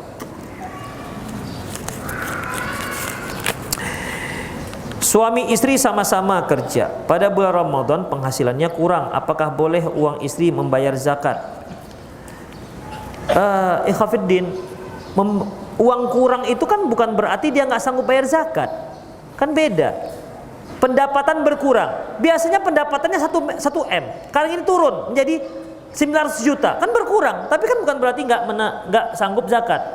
Kalau seandainya berkurang yang dimaksud dalam pertanyaan ini yaitu berkurang ekonomi sehingga suami tidak sanggup bayar zakat, maka apakah istri boleh membayarkan zakat? Enggak. Istri membayar zakat kepada suaminya.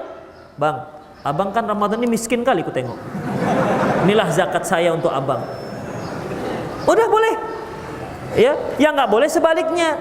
Nggak boleh seorang suami membayar zakat kepada istri. Ini pernah kejadian pada zaman Rasulullah, yaitu keluarga Abdullah bin Mas'ud. Ketika itu istri beliau yaitu Zainab mau bayarkan sedekah. Kata Abdullah bin Mas'ud, aku dan anakmu lebih berhak kamu berikan sedekah ketimbang orang lain. Nah, ucapan Abdullah bin Mas'ud ini dilaporkan oleh istri beliau kepada Rasulullah. Kata Rasul, betul apa dikatakan Abdullah bin Mas'ud. Jadi ibu kalau memiliki suami yang miskin, nggak bisa bayar zakat, ibu punya uang, udah keluarkan zakat, berikan kepada suami ibu. Bang, ini zakat saya, beras sekian kilo, dah nanti kita makan sama-sama. Boleh, karena kan suami wajib memberikan nafkah kepada istri. Jadi uang zakat itu boleh dia kasihkan kepada istrinya untuk kita makan. Itu ikhwatiddin. Tapi istri tak punya kewajiban untuk memberikan nafkah kepada suami. Jadi boleh. Jadi tidak usah istrinya mengasih zakat ke masjid, langsung aja ke suaminya. Jika yang dimaksud dengan kurangnya ekonomi di situ sampai tidak bisa membayar zakat, tak sanggup. Bagaimana hukum orang yang bisa menyembuhkan penyakit? Penyakit, apakah itu kelebihan atau campur tangan setan? Loh, ikhwatiddin, ya pada dasarnya tidak ada manusia yang bisa menyembuhkan penyakit. Yang menyembuhkan itu adalah Allah Subhanahu wa taala. sebagaimana disebutkan oleh Nabi Ibrahim dalam Al-Qur'an, wa idza maridtu fahuwa yashfin. Kalau aku sakit, dia yang menyembuhkan. Jadi manusia nggak bisa menyembuhkan, Allah yang menyembuhkan. Tetapi manusia melakukan sebab-sebab untuk menuju ke arah kesembuhan. Makanya ada tibun nabawi seperti habbatus soda, syifa min kulli da'il haram. Bahwasanya habbatus soda obat untuk semua penyakit kecuali tua, ya, kecuali kematian, ya, kecuali kematian. Itu ikhwatiddin. Apakah habbatus soda itu bisa menyembuhkan penyakit, semua penyakit? Kalau minum sembuh, minum sembuh, minum sembuh. Wah, kalau begitu ikhwatiddin banyak jadi pengusaha habbatus soda ini. Itu dia. Itu hanya sebagai sebab. Demikian. Taib. Kalau ada orang seperti ini, nggak ada masalah. Perhatikan ikhwatiddin. Dalam bidang penyembuhan penyakit itu ada dua. Pertama, caranya yang bisa, pengobatan yang bisa dibuktikan secara medis. Yang kedua tidak. Yang dibuktikan secara medis bisa dibuktikan ada pengaruhnya secara ilmiah, ilmu kedokteran, maka silahkan melakukan hal itu selama tidak menggunakan benda-benda yang haram. Mungkin di sana ada lemak babinya. Selama zatnya halal, maka silahkan, dibolehkan. Yang kedua, yaitu yang tidak bisa dibuktikan secara medis. Ini juga terbagi dua. Pertama, yang ada dalilnya. Yang kedua, yang tak ada dalilnya. Yang ada dalilnya seperti ruqyah, ya, seperti ruqyah. Itu kan nggak bisa dibuktikan secara medis, ikhwatiddin. Baca Al-Fatihah bisa menghilangkan, bisa, tidak bisa dibuktikan secara medis. Udah. Yang kedua, yang tidak bisa dibuktikan, yang tidak ada dalilnya, ini yang nggak boleh. Alternatif di sini nggak boleh. Seperti pengobatan dengan sendok. Anda pernah lihat pengobatan sendok? Kenapa? Dia dikusuk dengan sendok, tapi tidak terkena badannya. Di atasnya, di awang-awangnya aja. Katanya sendoknya ini semakin lama digunakan, maka auranya semakin tebal, semakin kuat khasiatnya. Begitu. Jadi kalau antum dapat sendok nenek antum, itu lebih kuat auranya, katanya begitu. Ini salah, ya, nggak ada dalilnya. Atau antum sakit gigi, datang ke seorang yang pandai maksudnya, orang pandai. Yang mana Pak sakit? Ntar diambilnya paku, dipakunya dindingnya, retak. Udah sembuh Pak, sedikit lagi. Tak, sudah. Apa hubungan paku dengan giginya? Kecuali kalau dia giginya sakit, diikat pakai benang, dipakunya dindingnya, ujung benang itu taruhkan di sini, ditolakkannya kepalanya, tercabut giginya, itu baru ada hubungannya, ya. Tapi kalau seperti itu nggak ada hubungannya, ikhwatiddin, ini berarti tidak dibolehkan.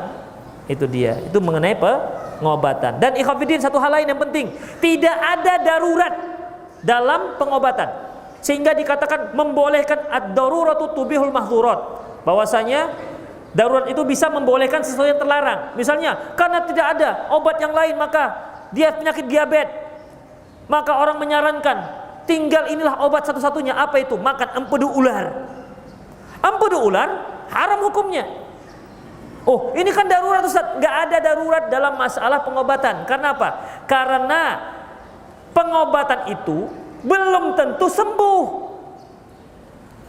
Bisa-bisa bertambah penyakitnya. Yang dikatakan darurat, memang itulah jalan satu-satunya. Misalnya seorang yang mau mati karena kelaparan, di hadapannya hanya ada makanan tomok lomok. Itu dia, nggak ada makanan yang lain. Yang namanya obat lapar itu hanya satu, yaitu makan. Yang namanya obat haus hanya satu, yaitu minum. Dia kehausan, nggak ada yang lain-lain minumannya. Dia berada di padang Sahara, tapi yang ada di hadapannya secangkir tua. Saya pun heran kok bisa ada tua di padang Sahara.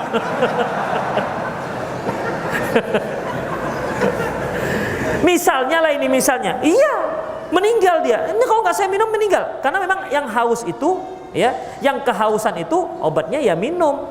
Tapi ingat, ad-daruratu tuqaddar biqadariha. Darurat itu ada batasnya. Nggak bisa dia habis makan tomok lomok. Sendawa dia, berarti udah nggak boleh, kembali kepada hukum haram. Atau bontot aja lah, jangan bontot. Ya, jadi sekedar saja melepaskan nyawanya. Itu namanya darurat. Tapi yang namanya pengobatan itu tidak ada yang darurat. Kenapa? Tidak bisa dipastikan. Orang yang sakit kepala, apa contoh obat sakit kepala? Obat mencret apa contohnya? Entrostop. Berarti antum sering ya? Ya, pengalaman. Baik, ada yang dia diare minum obat ini sembuh, jadi mampet dia. Ada yang begitu minum ini bertambah lancar. Berarti kan bukan obat ini. Nggak ada darurat di situ ikhwatiddin, karena nggak bisa dipastikan. Jadi yang namanya penyembuhan itu nggak bisa dipastikan. Yasiru wala tu'assiru ya. Nah, itu lagi lah.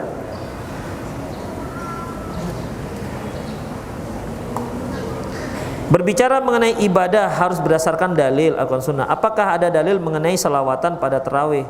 Setahu saya nggak ada ikhwatiddin salawatan di antara tarawih. Subhana malikil ma'bud, subhana malikil mawjud, subuhun qudusun rabbuna wa rabbul malaikati war ruh, la ilaha illallah wahdahu la syarika lahu mulku wa hamduhu wa yumitu ala kulli syai'in qadir. As-salatu tarawih rahimakumullah. Ada yang Al-Khalifatul Awal Abu Bakar Siddiq. Nah, jamaahnya radhiyallahu an. Gitu kan. Itu. Ikhwatiddin itu tidak ada dasarnya. Ya.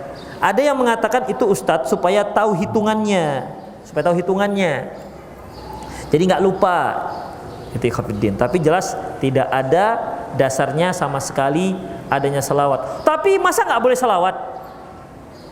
Ya, kan perintah Allah, ya ayyuhalladzina amanu shallu alaihi wasallimu taslima. Wahai orang beriman, berselawatlah kamu kepada Nabi dan mengucapkan salam.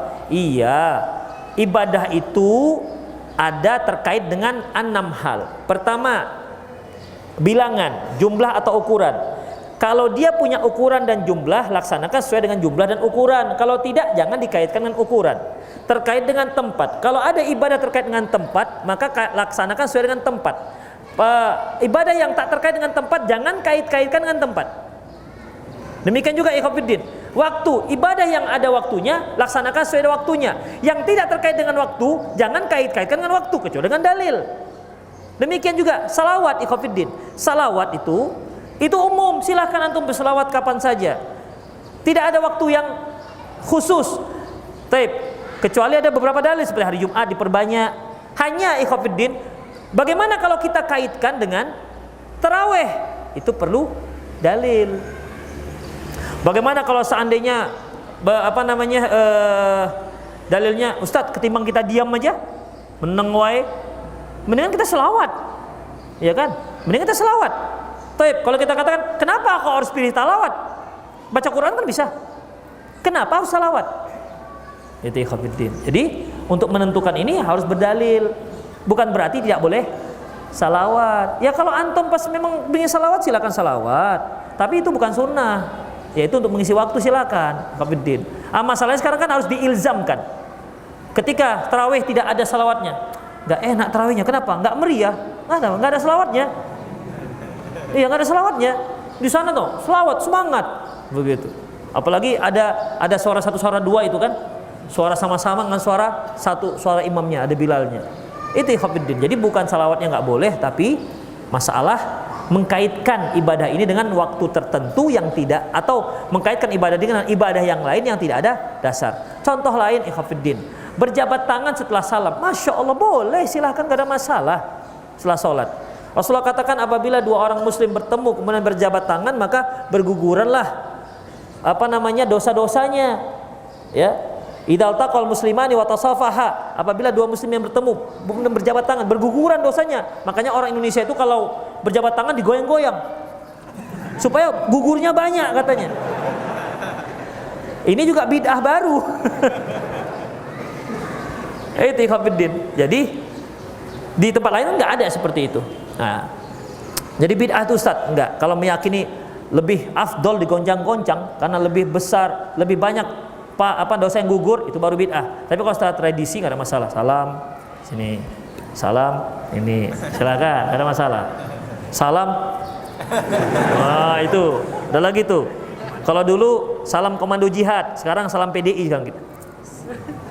Itu ikhwatiddin. Ya begitu, istilah nggak ada masalah, itu adat. Tapi jangan dikatakan itu sebagai syariat, jatuh pada bid'ah. Taib, dilakukan setelah sholat. Nggak ada masalah, ketemu kita dengan teman. Habis apa kabar Pak? Silakan salam, nggak ada masalah. Tapi kalau melazimkan setiap habis salam, Setiap habis sholat selalu bersalaman, keliling lagi. Setiap sebelum sholat sudah ketemu, sudah ngobrol, habis sholat salam lagi. Nah, ini kan berarti mengkaitkan dengan sholat. Bukan salamannya yang nggak boleh, mengkaitkan dengan sholat. Itu ikhwatiddin. Walaupun salaman itu bukan ibadah, pengkaitannya terhadap ibadah itu menjadi satu ibadah. Jadi syariat nggak boleh. Kan sering saya berikan contoh, misalnya orang habis sholat push up dia, habis push up sit up, habis sit up kayang dia. Boleh nggak? Boleh orang itu di luar sholat, kecuali sebelum salam push up dulu dia, baru nggak boleh. Habis tasyahud push up dia, baru nggak boleh. Ini setelah sholat silahkan, nggak ada masalah. Tapi kalau dia meyakini disyariatkan setiap sholat, habis sholat harus push up 10 kali, sit up 10 kali, maka push up dan sit up itu jadi bid'ah. Kenapa? Dimasukkan ke dalam ranah syariat. Itu ikhwatiddin. Ya demikianlah, semoga bermanfaat. Lebih dan kurang maaf. Aku qouli hadza wa astaghfirullah li wa lakum bersama muslimin innahu ghafurur rahim. Kita akhir dengan doa kafaratul majlis. Subhanakallahumma wa bihamdik, asyhadu an la ilaha illa anta, astaghfiruka wa atubu ilaik. Wa akhir da'wan alhamdulillahi rabbil alamin. Assalamualaikum warahmatullahi wabarakatuh.